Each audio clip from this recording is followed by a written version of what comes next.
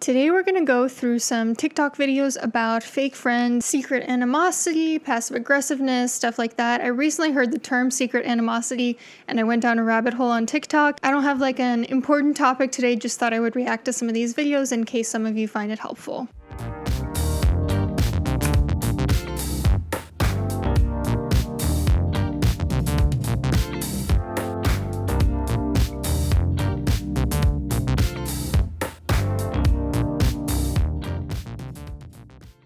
Some of y'all need to stop tolerating the bad birthday friends. Birthdays are a big deal. I don't care what anybody says. Your birthday is a big deal. If you're someone who's constantly showing up for your friends on their birthdays, but they are nowhere to be found when it's your birthday, you need to reconsider that friendship. Now, don't get me wrong, okay? Life happens, and there are good enough reasons why somebody may not be able to make your birthday. Keyword, good reasons. If your friends are just choosing to not show up and they don't have a good reason as to why, they are not good friends to you.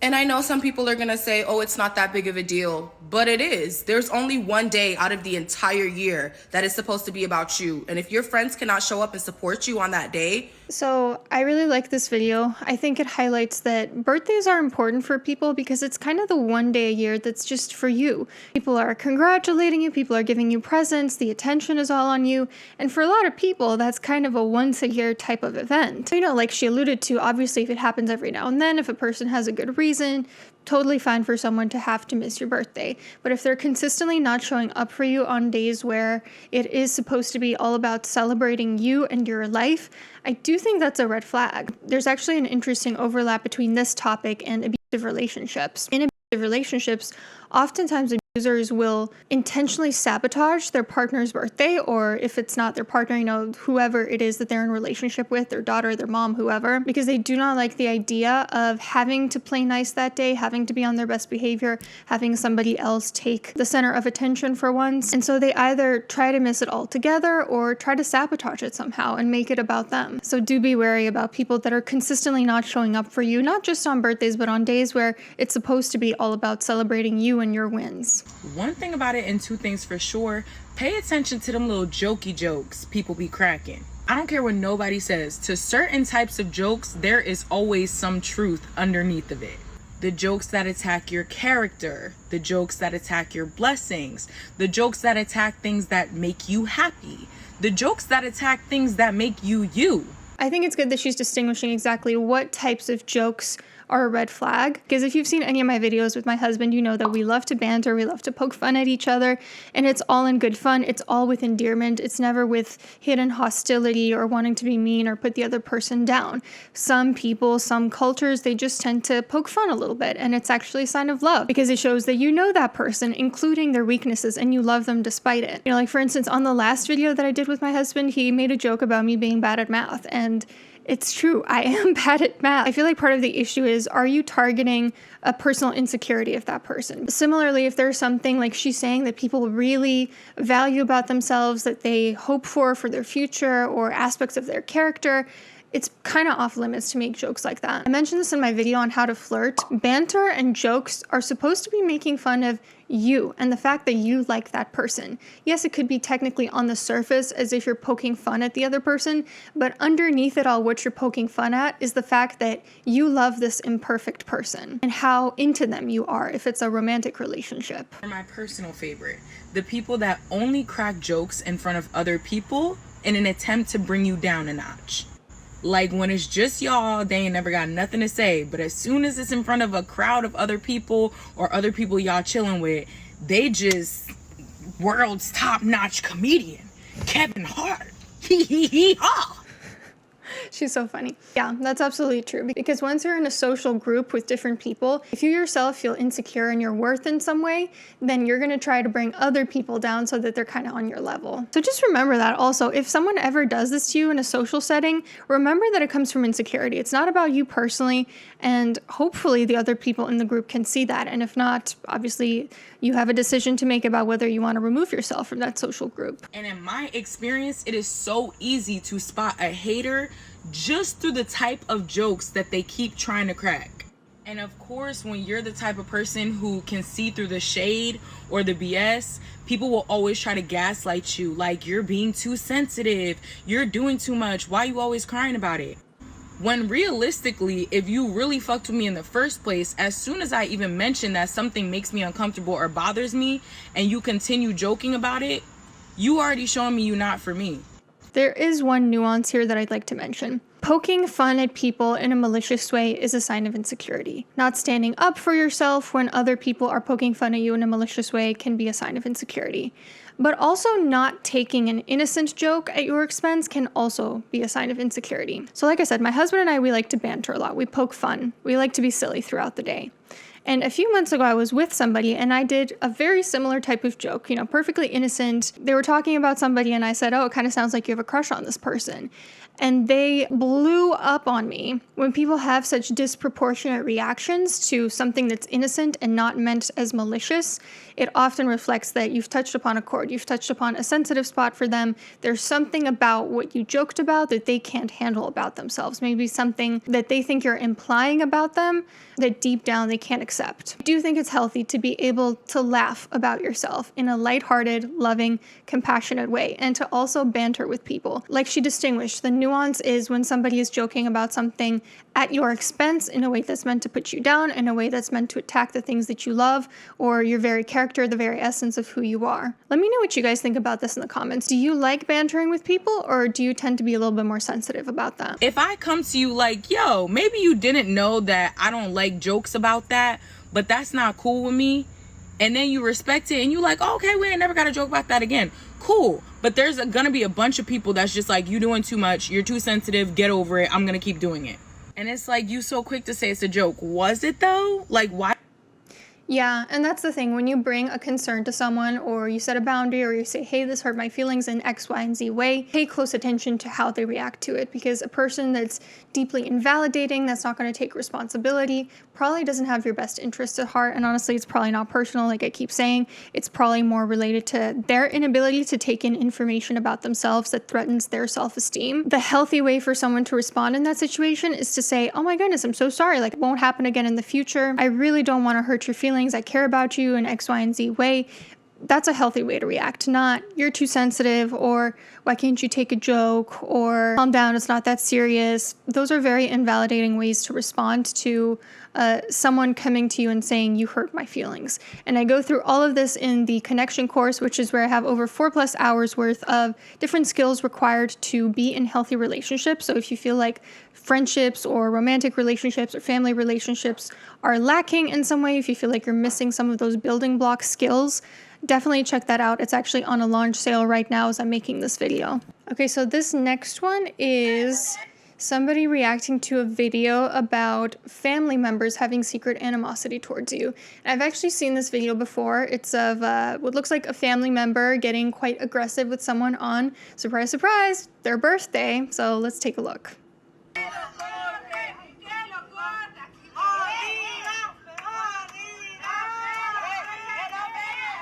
I found that interesting because, like, when I first started watching this, I was like, okay, who's the one with secret animosity? Because the young woman behind the birthday girl is kind of like gently tapping the older woman next to her, saying like, hey, kind of like relax, like tone it down a little. And so initially when I saw this video, I was like, oh, is she trying to, tone down the excitement for the birthday girl? But actually it's not that. So let's take a look at what comes next.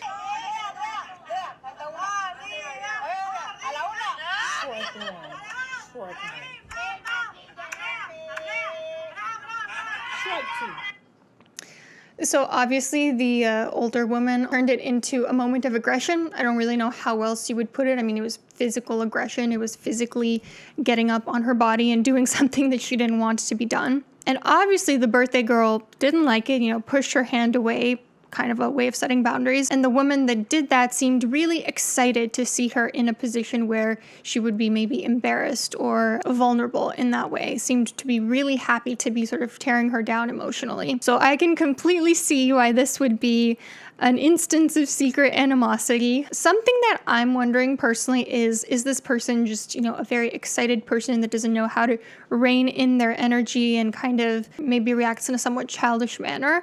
Or is this genuine animosity towards this person? It's interesting that we were just talking about birthdays, and here we have an example of a birthday girl who's supposed to be celebrated, all these people around her cheering her on, and that moment had to be turned into a moment of her being embarrassed and her makeup being messed up and all of that stuff. What's the takeaway from this video? Again, I think just reinforcing, be careful how people act on your birthday. Watch who is acting out, trying to take you down a notch. Also, really cool of the girl behind her in the blue shirt who was trying to stand up for her, trying to sort of protect her in that moment. Definitely also keep an eye out for good friends like that because, I always talk about how it's good to track, red flags, yellow flags, but it's also really important to track who is consistently showing up for you because those are the people that you want to pour more time and energy and gratitude into. Okay, the next one is really ridiculous, really, really ridiculous. I'm excited to share this. There's a body language secret people do when they secretly want to fight you. A lot of people are not even aware they're doing it and they do it as a subconscious display of aggression. So when you're talking to somebody and you see somebody do this, and they run their tongue across their teeth, that is a very bad sign. Something about this just feels like this person wants to eat you, dude. Like, get away from them. They're trying to eat you. I guess that's aggression. I've never in my life seen someone do this mannerism. Not once. Now look, body language experts are rampant online. And by experts, I mean pseudoscience experts. Are certain emotional experiences associated with certain expressions and microexpressions? Sure. But human behavior is not as simple as a person feels this and then this shows up on their face. There are so many different motivations and drives operating simultaneously in every given moment. And there are so many things that you can misunderstand. For instance, a lot of the body language signs that somebody is lying are basically social anxiety or a trauma reaction. So like even for something simple like getting my driver's license, it makes me very nervous. I look like I'm lying to people in situations like that, but I'm not lying. I'm just nervous about the situation. Typical body language mannerisms associated with aggression or I guess anger would be closed off body language, glaring, muscles getting tight like jaws, lips pursed. Those are the typical expressions associated with aggression. Licking your lips, unless you're like a lion hunting in a safari, nobody does this. Definitely not evidence-based whatsoever. Also, where's the source? Jacob Lucas, dating coach, where's your source for this? The reason why people run their tongue across their teeth like this is because it is a subconscious display of weaponry to their person. The teeth are weaponry that people use in a fight to bite people, and their subconscious is saying, I am feeling aggressive, I will bite you. I don't know how you act when you're feeling aggressive, but I don't threaten to bite people. So you see somebody do this, try and diffuse the situation because they feel aggressive. Okay, here's another thing. He kept using the word subconscious, which is a misnomer that people use when really they're referring to the unconscious. If a person unconsciously feels aggressive, they're probably not going to consciously start a confrontation with you. It means unconsciously they have some pent-up feeling towards you, but they're not aware of them. They're not actually going to fight you. By definition, what he's describing is consciously aggressive impulses. I'm kind of curious about his page and who this person is. 766,000 followers. What? You guys, this is crazy. Like, there is so much misinformation out there, just rampant. Do you mind just repeating that for the group?